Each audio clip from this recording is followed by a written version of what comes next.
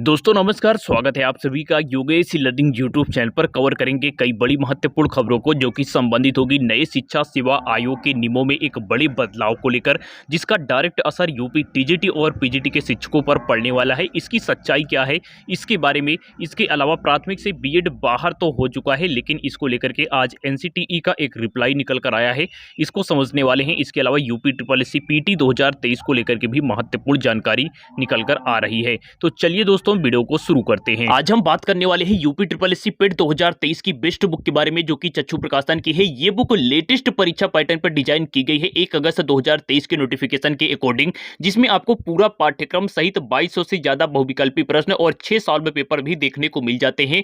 ये बुक काफी अच्छी इसलिए भी रहने वाली है क्योंकि इसमें हर एक क्वेश्चन को विस्तृत तरीके से एक्सप्लेन किया गया है और बाद में उसका यहाँ पर आंसर की वगैरह भी दे दी गई है। अगर आप इस बुक को परचेस करना चाहते हैं तो इस बुक की डायरेक्ट लिंक आपको नीचे डिस्क्रिप्शन बॉक्स में मिल जाएगी, या फिर ऑफलाइन भी परचेस कर सकते हैं। इनके साथ इनके अलग अलग प्रैक्टिस सेट भी आते हैं, इसे परचेस करके अपनी तैयारी और भी इंप्रूव कर सकते हैं। दोस्तों सबसे पहले हम बात करेंगे एक बड़े ही गंभीर मुद्दे की, जो कि संबंधित होगा यहाँ पर नए शिक्षा सेवा आयोग के विधेयक में एक बड़ी खामी से। ये नए आयोग का ही विधेयक है जो कि आप सभी के पास भी होगा, अगर नहीं है तो आप इसे हमारे टेलीग्राम से डाउनलोड कर सकते हैं। अब देखिए, जो ये खामी है ये निकाली गई है माध्यमिक शिक्षक संघ ठकुराई गुट की ओर से। ठकुराई गुट क्या है तो ये मैं आपको बता दूं कि ये जो है चयनित शिक्षकों का समूह है, यानी कि इसमें जितने भी मेंबर हैं वो कहीं ना कहीं जो है सहायक अध्यापक या फिर प्रवक्ता पद पर चयनित हैं। इनके द्वारा यहाँ पर ये कहा जा रहा है कि जो कहीं ना कहीं टीजीटी और पीजीटी के शिक्षकों का जो है कवच था, इस कवच को इसमें हटा दिया गया है ना। कवच बोले तो मतलब 1982 का जो यहाँ पर अधिनियम था उत्तर प्रदेश माध्यमिक शिक्षा सेवा चयन बोर्ड का, इसकी धारा 21 थी। धारा 21 में यह प्रावधान था कि अगर बाई चांस मैनेजर जो है ये टीजीटी और पीजीटी के शिक्षकों से नाराज हो जाता है तो ये डायरेक्ट इन शिक्षकों पर कोई भी कार्रवाई नहीं कर सकता है। सबसे पहले इसे संबंधित आयोग से पूर्वानुमोदन लेना पड़ता था ना। संबंधित आयोग बोले तो उत्तर प्रदेश माध्यमिक शिक्षा सेवा चयन बोर्ड, यानी कि जिस आयोग से इनकी नियुक्ति हुआ करती थी। अब यहाँ पर आप सभी जानते हैं कि जो टीजीटी और पीजीटी के शिक्षक होते हैं कहीं ना कहीं ये अर्ध सरकारी ही होते हैं, चूंकि इनका यहाँ पर नियुक्ति जो होती है ये भी जो है अर्ध सरकारी विद्यालयों में ही होती है, जिसे अशासकीय सहायता प्राप्त माध्यमिक विद्यालय या फिर एडेड माध्यमिक विद्यालय कहा जाता है। और इसीलिए इन्हें कहीं ना कहीं कार्य भी मैनेजर के अंडर में ही रहकर जो है करना पड़ता है। और अगर ऐसे में इस प्रकार के प्रावधानों को हटा दिया जाता है तो ये बहुत ही बड़ा संकट का विषय है, क्योंकि ये सभी अभ्यर्थी जो है ये जो है आयोग से चयन होकर के जाते हैं, मेहनत करके जाते हैं, और अगर इस प्रकार की चीज़ें बाद में भी देखने को मिलती है तो ये जो है बहुत ही ज़्यादा गंभीर विषय है।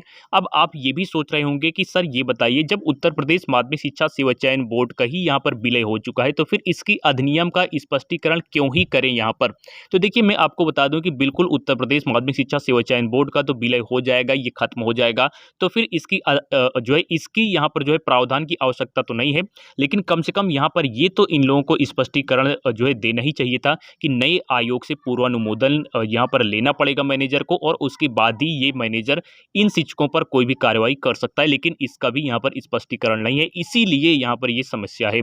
वहीं इसके बाद अगर हम बीएड वर्सेस बीटीसी को लेकर के बात करें तो आप सभी जानते हैं कि उच्चतम न्यायालय के निर्णायक फैसले के बाद बीएड तो बाहर हो ही चुका है, लेकिन कुछ यहाँ पर जो है प्रक्रियाधीन भर्तियों की बात करें जैसे कि बीपीएससी की भर्ती है तो इसमें अभी तक बीएड जो है बीएड की स्थिति जो है ये बरकरार थी। लेकिन आज एनसीटीई के माध्यम से एक ऐसा यहाँ पर जो है बयान सामने निकल कर आया है उनके यहाँ पर चेयरमैन का, जो है जिसको देखने के बाद बीएड छात्रों की कहीं ना कहीं निराशा और भी बढ़ चुकी है। उनका यह कहना था कि सिर्फ एक डिग्री से कोई 1 से लेकर के 12 तक के लिए शिक्षक नहीं बन सकता है। तो इस चीज़ को आप समझ सकते हैं। और एक चीज़ मैं आपको और बता दूं कि कल यानी कि 16 तारीख को जो है प्रयागराज में इसी को लेकर के धरना प्रदर्शन भी है, बीएड को फिर से शामिल करवाने को लेकर के, टीजीटी और पीजीटी की परीक्षा जल्द से करवाने को लेकर के, एवं एलटीजीआईसी की विज्ञापन को लेकर के। तो ये हो जाती है यहाँ पर बीएड को लेकर के। इसके बाद जो लोग अभी तक पेट में आवेदन नहीं किए हैं वो आवेदन अवश्य कर दें, क्योंकि बाद में सर्वर प्रॉब्लम काफ़ी ज़्यादा देखने को मिलती है। Thank you so much.